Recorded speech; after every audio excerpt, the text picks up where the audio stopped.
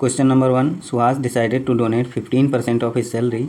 On the day of donation, he changed his mind and donated 1650 rupees, which was 11 by 15 of what he had decided to donate earlier. How much is Suhas' salary? Suhas ने 1650 रुपये donate किए हैं और ये donation decided donation का 11/15 है, यानी कि 15 यूनिट उसने डिसाइड किया था डोनेट करने का और 11 यूनिट उसने डोनेट किया है, यानी ये 1650 रुपये 11 यूनिट की वैल्यू है। तो यहाँ से हम 15 यूनिट की वैल्यू निकालेंगे तो डिसाइडेड अमाउंट आ जाएगा और उसने डोनेशन के लिए 15% डिसाइड किया था, यानी ये 15% की वैल्यू है। तो यहाँ से 100% की वैल्यू निकालेंगे तो ये सुभाष की सैलरी आ जाएगी। इसको सॉल्व करेंगे, परसेंटेज से परसेंटेज कैंसिल हो जाएगा, 15 से 15 कैंसिल हो जाएगा और ये 11 से 15 यानी कि 15 टाइम्स कैंसिल हो जाएगा। तो सुभाष की सैलरी आ जाएगी 15,000 रुपये। Question number 2. Work done by A in 1 day is 4 times the work done by be in 1 day, while the work done by B in 1 day is 1/3 of the work done by C in 1 day.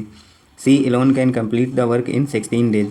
In how many days can all the three together complete the work? इसने कहा है work done by A in 1 day, यानी कि ये ए की efficiency की बात कर रहा है। मान लेते हैं बी की इफिशियंसी 1 यूनिट है तो ए की इफिशियंसी 4 यूनिट होगा और उसने कहा है कि बी की इफिशियंसी सी की इफिशियंसी का 1/3 है, तो सी की इफिशियंसी मान लेते हैं 3 है तो बी की इफिशियंसी 1 होगी। ठीक, तो ये तीनों की इफिशियंसीज़ का रेशियो आ गया। उसने कहा है कि सी अकेले पूरे काम को 16 डेज में कंप्लीट कर लेता है और सी की इफिशियंसी है 3 यूनिट पर डे, यानी कि टोटल वर्क निकालेंगे तो टोटल वर्क आ जाएगा 16 × 3 और ये टोटल वर्क तीनों मिलकर कितने दिन में करेंगे ये हम निकालेंगे। ए की इफिशियंसी है 4 यूनिट पर डे, बी की है 1 यूनिट पर डे और सी की है 3 यूनिट पर डे, यानी कंबाइन इफिशियंसी आ जाएगी 8 यूनिट पर डे। इसको सॉल्व कर लेंगे, ये आ जाएगा 2 × 3, यानी तीनों मिलकर उस काम को 6 डेज में कंप्लीट कर लेंगे। Question number 3. The total age of a class of 60 girls is 900 years.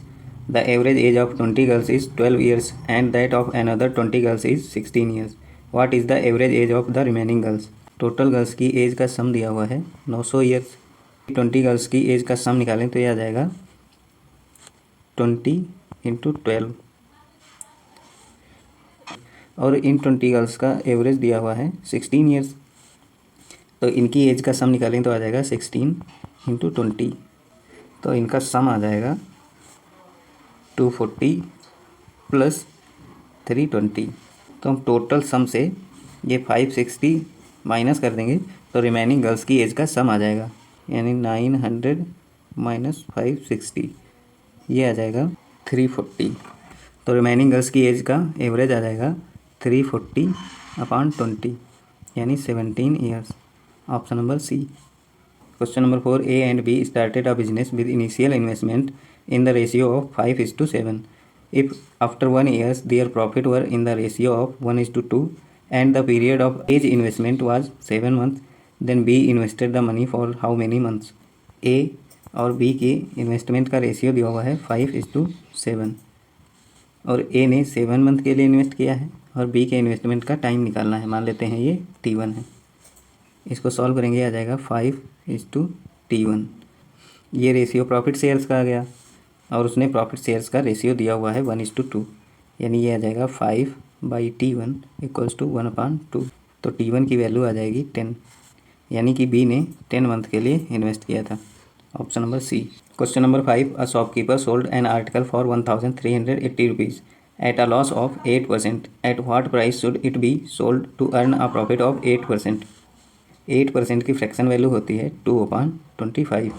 मान लेते हैं कॉस्ट प्राइस 25 यूनिट थी और उसने 8% लॉस पे बेच दिया, यानी कि 23 यूनिट में सेल कर दिया और उसने कहा है 8% प्रॉफिट के लिए कितने की बेचनी चाहिए। 8% प्रॉफिट का मतलब है 25 यूनिट की चीज़ 27 यूनिट में सेल की जाए और उसने 1380 रुपये की चीज़ जब बेची तो 8% लॉस हुआ, यानी कि 1380 रुपये 23 यूनिट की वैल्यू है।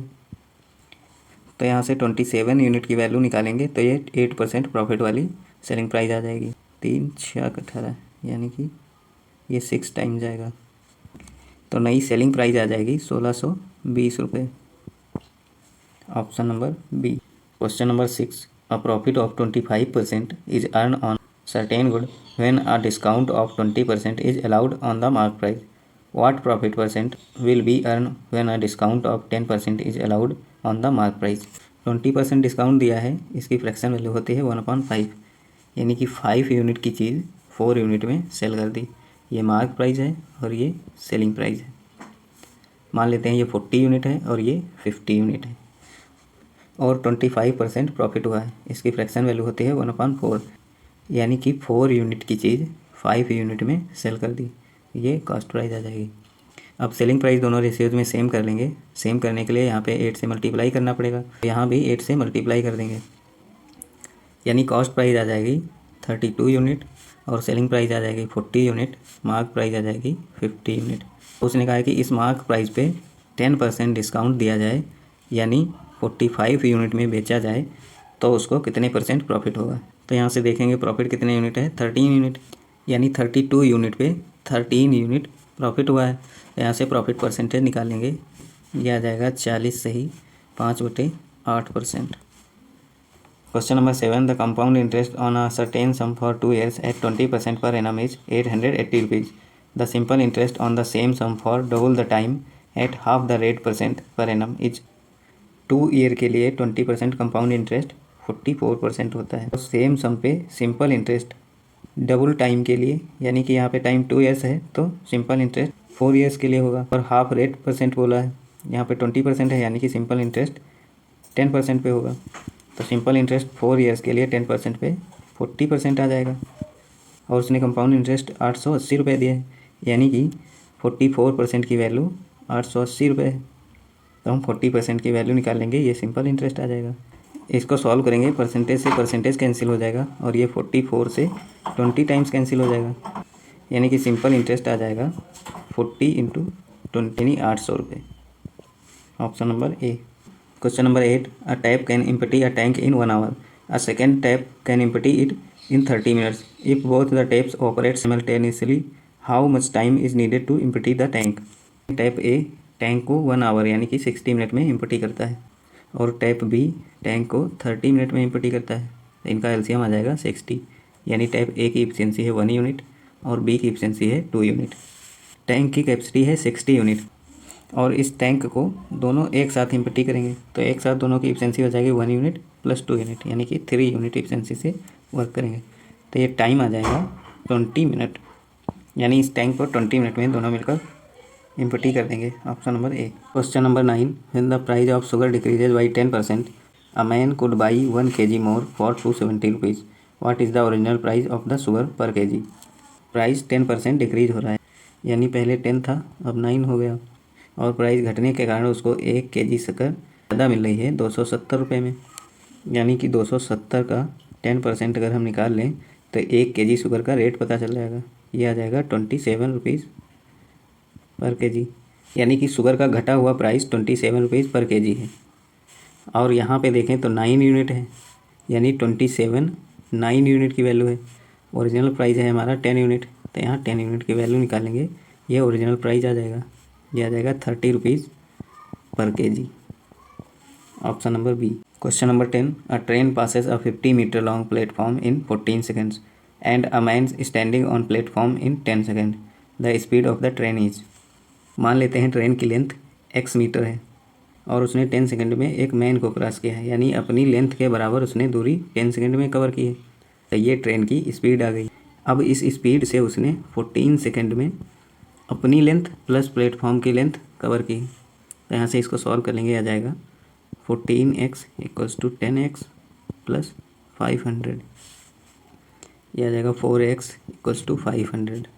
तो x की वैल्यू आ जाएगी 125। और उसने ट्रेन की स्पीड पूछी है, ट्रेन की स्पीड थी x/10, ट्रेन की स्पीड आ जाएगी 125/10 और उसने स्पीड किलोमीटर पर आवर में पूछी है, तो यहाँ 18/5 से मल्टीप्लाई कर देंगे, ये किलोमीटर पर आवर में आ जाएगी, ये आ जाएगी 45 kilometre per hour. Option number D.